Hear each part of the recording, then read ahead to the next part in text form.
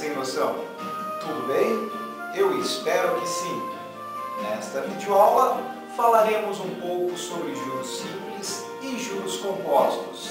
Este é um pedido do Gabriel.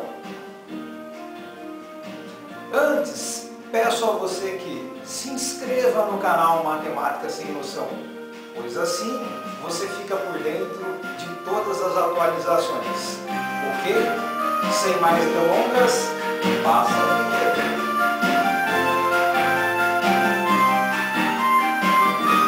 Para você ser bem-sucedido no cálculo dos juros simples ou juros compostos, é necessário que você entenda o significado de alguns conceitos. São eles: juros, representado pela letra J, é o valor pago pelo uso do dinheiro, ou o rendimento de um capital investido.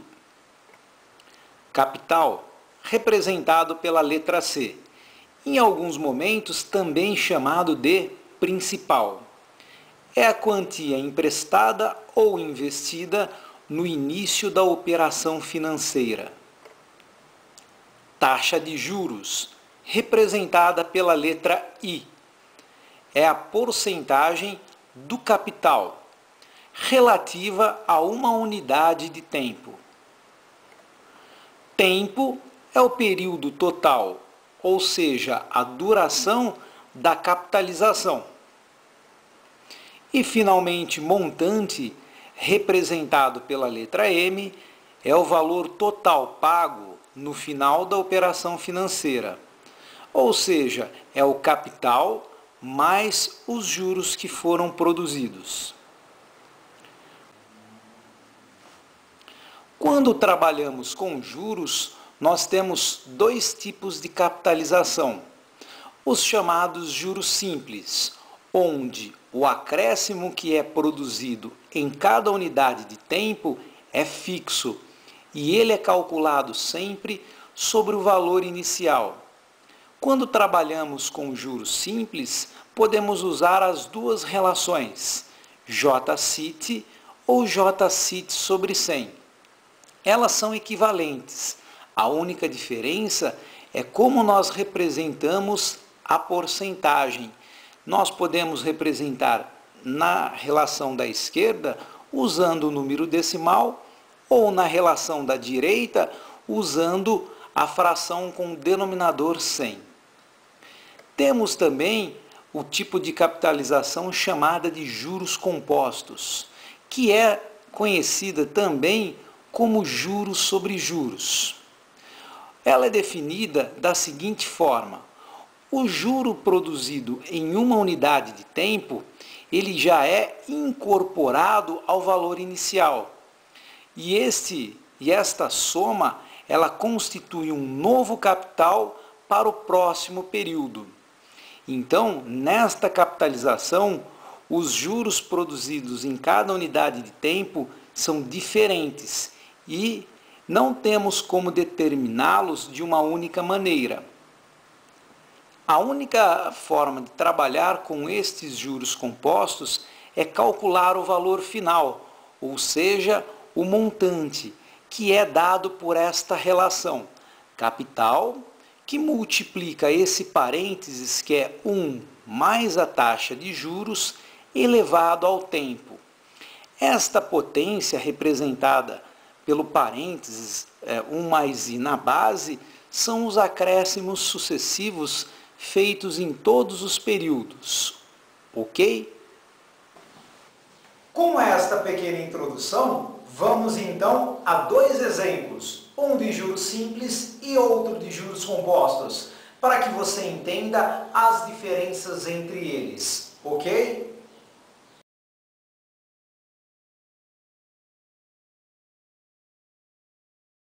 Bom, vamos então resolver este primeiro exemplo de juros simples. Ao lado, nós temos os dados do enunciado. Então, capital inicial 1.200, taxa de juros 4% ao mês, tempo 5 meses e o exercício nos pede para a gente encontrar juros e montante. Como nós temos uma capitalização segundo juros simples, nós vamos utilizar a relação J, CIT, ou seja, juros é igual capital vezes taxa de juros vezes o tempo. Nós percebemos que nesta capitalização, os juros eles são proporcionais ao tempo. Este valor que nós vamos encontrar aqui, que é uma porcentagem do capital inicial, ele é justamente a nossa constante de proporcionalidade. E este valor ele é fixo neste tipo de capitalização. Bom, vamos às continhas então. O que a gente precisa verificar é se a taxa de juros e o tempo estão na mesma unidade.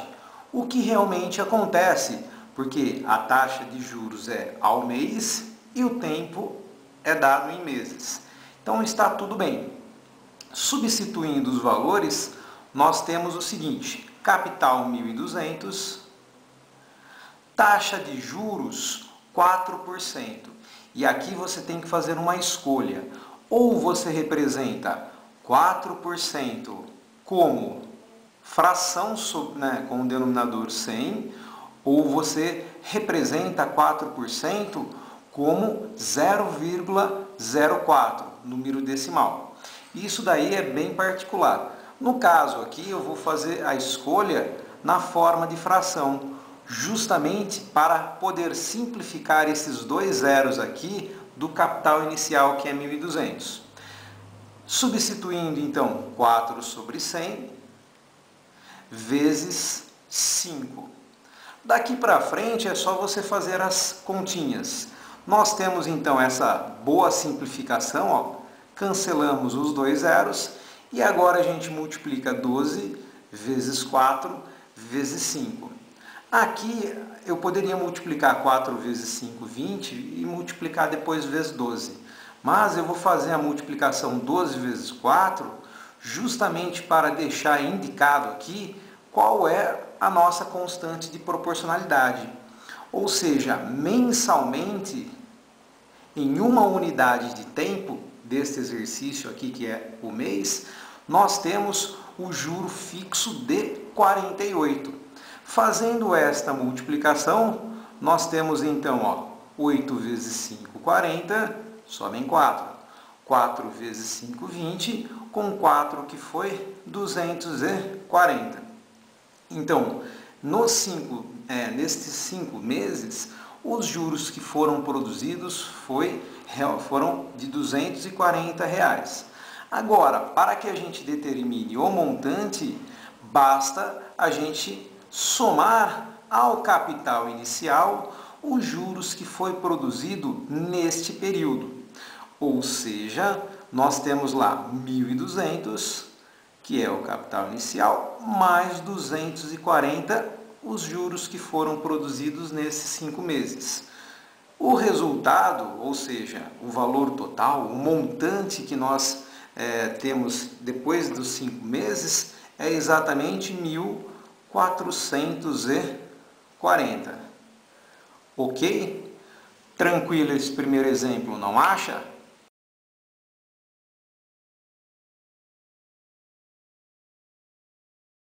Bom, galerinha, vamos ao segundo e último exemplo desta videoaula. Neste exemplo, nós temos um tipo de capitalização que é chamado de juros compostos, ou seja, juros sobre juros. A relação que nós usaremos é diferente do exemplo 1, claro, e um pouquinho mais complicada, porque nós vamos trabalhar com uma relação que tem uma potência. Bom, aqui nós também temos o capital inicial, a taxa de juros e o tempo. Nós vamos determinar os juros e o montante. Porém, quando nós trabalhamos com juros compostos, o valor que é encontrado primeiro é justamente o montante. Não temos como determinar os juros, porque eles são valores diferentes em cada unidade de tempo. Isso nós vamos entender melhor quando falarmos sobre progressão aritmética e geométrica no final dessa videoaula. Bom, qual é a relação então dos juros compostos? Nós temos Letra M, montante. Letra C, capital. Nós temos um parênteses aqui com 1 mais a taxa de juros elevada ao tempo. Esta potência aqui representada por 1 mais i na base, ela é justamente o acréscimo sucessivo que representa o quanto nós estamos acrescentando mensalmente. Nós temos o capital inicial, nós temos o tempo e este 1 sempre será representado pelo 1, pois ele significa em porcentagem 100%. Bom, nós vamos encontrar primeiro o montante. Substituindo, então, nós temos 5.000, capital inicial, vezes 1 mais a taxa de juros, nesse caso, será sempre substituída usando a forma decimal. Então, nós temos lá 10% representado como, usando a definição, 10 sobre 100.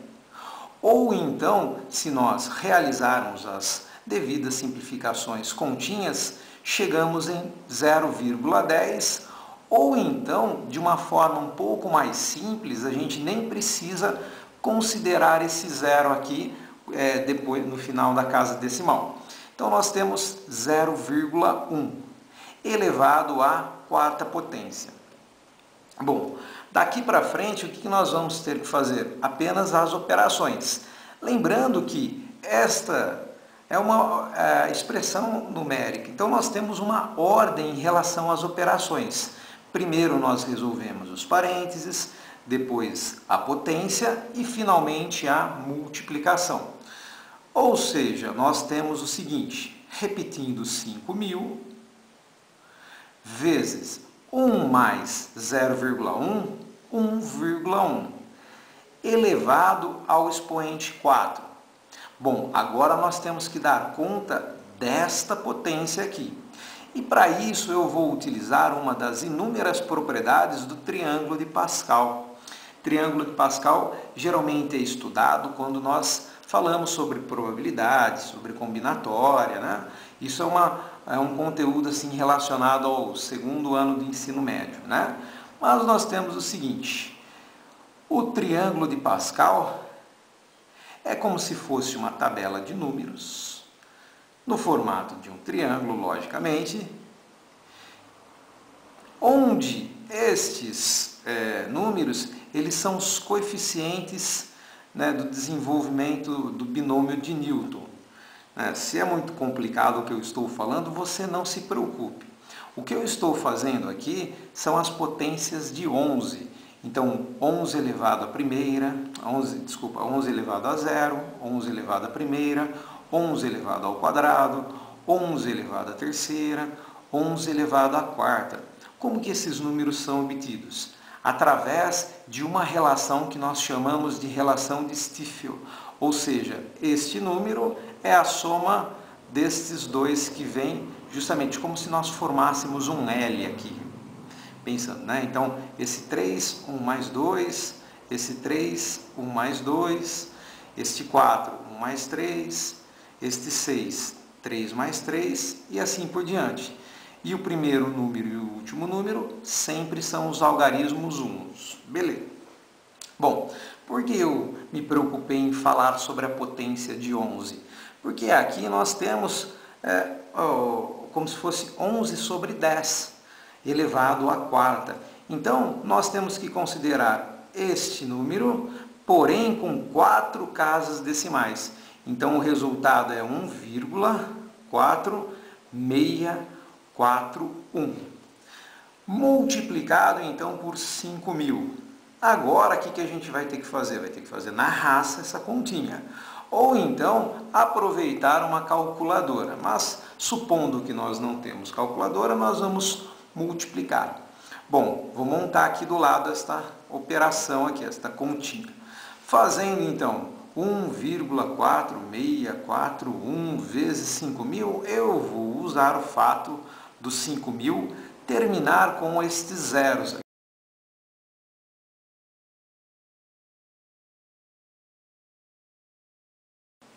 Só que agora eu tenho que contar 4 casas decimais. Então eu conto 1, 2, 3, 4 casas decimais e aí sim eu coloco a vírgula. Estes zeros eles podem ser desconsiderados.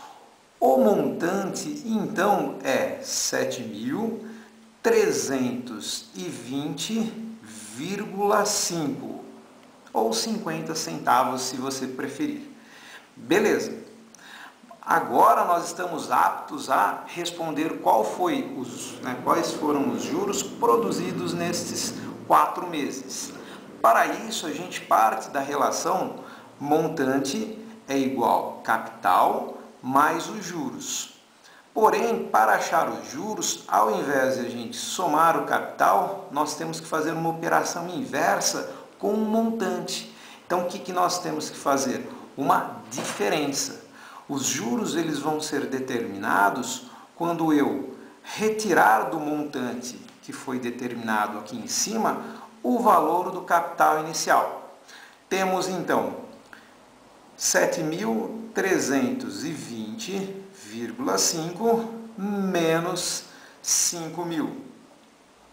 Esta operação, que é realmente os juros, vou colocar o J antes da igualdade, e aí eu já coloco o resultado final. Nós temos então 2.320,5, ou seja, R$ 2.320,50. Ok? Nesta última parte da videoaula, nós falaremos dos juros simples e juros compostos como se fossem progressões aritmétricas e geométricas, respectivamente.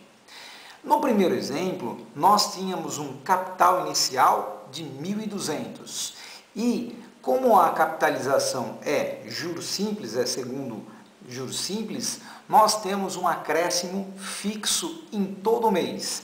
Então, nós tínhamos lá 1.200 o capital inicial e, a cada mês, nós acrescentávamos R$ 48. Lembrando que esse R$ 48 ele foi determinado como uma porcentagem do capital inicial e ele é calculado apenas uma vez nesse tipo de capitalização. Como que nós obtemos o 48? Só para que você se lembre. É capital vezes taxa de juros. O capital 1.200 vezes a taxa de juros de 4%, que eu vou representar usando a forma fracionária, para que a gente possa fazer aquele bom cancelamento que é cortar os zeros. Sobrou 12 vezes 4, então nós temos R$ 48. Esse 48, ele é somado em todos os meses e de uma forma fixa. Então nós temos lá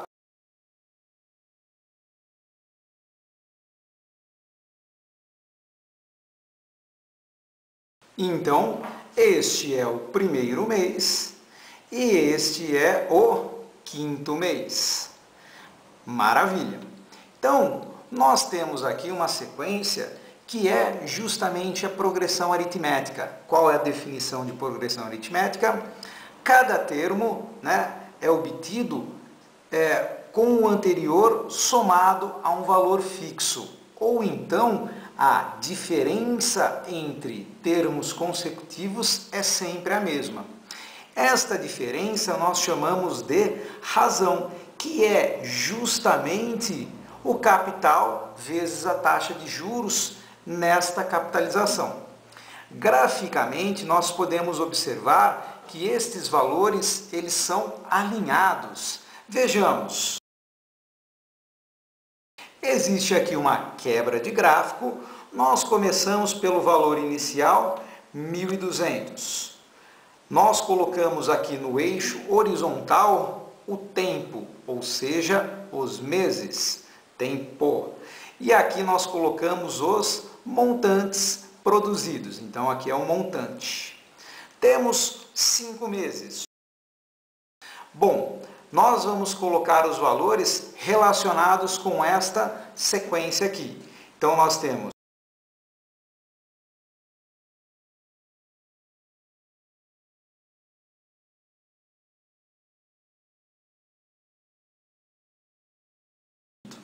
O importante é que você observe que estes valores eles estão alinhados. E eles estão alinhados não por uma coincidência, mas é porque sempre o acréscimo aqui, mês a mês, é fixo. E adivinha quanto que é? R$ 48 neste caso. Então nós temos aqui uma progressão aritmética de razão 48 e nós podemos até, digamos, utilizar para calcular os juros simples das notações da progressão aritmética. Então nós podemos trocar a letra C pelo A1, nós podemos trocar o montante pelo AN, nós podemos pensar que o juro mensal, ou seja, o juro em uma unidade de tempo, é a razão, que é capital vezes taxa de juros, e este N é relacionado ao tempo. Ok? No segundo exemplo, nós temos um caso de progressão geométrica. Só para nos lembrarmos dos valores, nós tínhamos o capital inicial 5.000 e nós tínhamos que, depois de 4 meses, no quarto mês, o montante que foi produzido foi R$ 7.320,50. Vou colocar só 0,5 para caber nesse parênteses. Nós descobrimos qual foi, digamos, o juro produzido no período de 4 meses. E nós fizemos isso segundo uma diferença destes 7.320,5 e 5.000. Então, os juros produzidos foram de R$ 2.320,50. Mas nós não descobrimos os montantes aqui intermediários. Nós não descobrimos quais são esses valores aqui que eu deixei essas lacunas. Mas a gente pode pensar nisso se a gente conseguir associar a uma progressão geométrica. Lembrando que progressão geométrica é uma sequência onde os termos são obtidos através de multiplicações por valores fixos. E esta multiplicação, nesse caso, é 1,1. Então, cada valor aqui vai ser descoberto multiplicando por esse fator 1,1. A pergunta é, por que 1,1? Na verdade, nós temos então a razão desta progressão aritmética como exatamente aquele acréscimo 1 mais i, que no nosso caso é 1 mais 10%. Lembra-se, a taxa de juros do segundo exemplo era 10%, representada como 0,1. Então, nós tínhamos 1,1 como sendo o fator que a gente vai usar para achar esses montantes aqui intermediários. Logicamente que na fórmula, lá do exemplo 2 de juros compostos, nós utilizamos uma potência, que é exatamente a forma compacta de você escrever estas 4 multiplicações. Ou seja, uma multiplicação onde os 4 fatores são iguais. Só para que você entenda, se você multiplicar 5.000 por 1,1, acha 5.500 e assim por diante. Então, você percebe que o acréscimo mensalmente não é a mesma coisa. E isso nem poderia, digamos, acontecer devido ao fato de ser juros sobre juros, ou os juros compostos. Graficamente, a gente vai perceber a diferença em relação àquele gráfico que é linear da progressão aritmética ou dos juros simples. E agora, estes intervalos aqui, eles vão aumentando.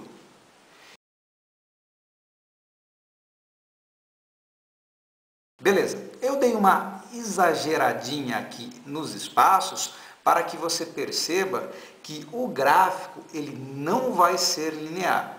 Quando nós trabalhamos com os juros compostos ou, digamos, progressões geométricas, nós pensamos em uma função exponencial.